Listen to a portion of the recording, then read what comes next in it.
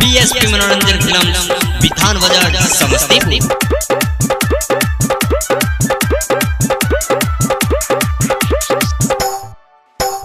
सब छौरा के दल को ई छौरी बिगाड़ सुना हो संजीत भाई। सब छौरा के दल को ई छौरी बिगाड़ सुना हो रोशन भाई।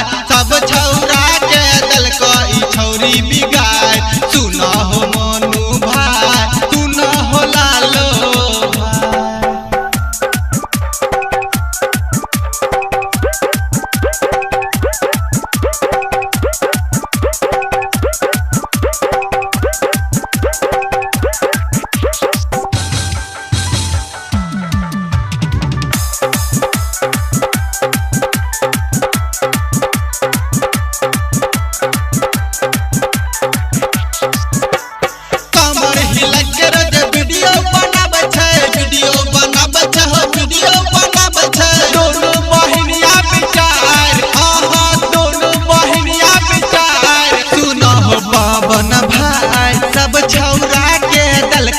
छौरी बिगाड़ सुना हो सचिन भाई। सब छौरा के दल का ई छौरी बिगाड़ सुना हो जोगो भाई, सुना हो किसान भाई।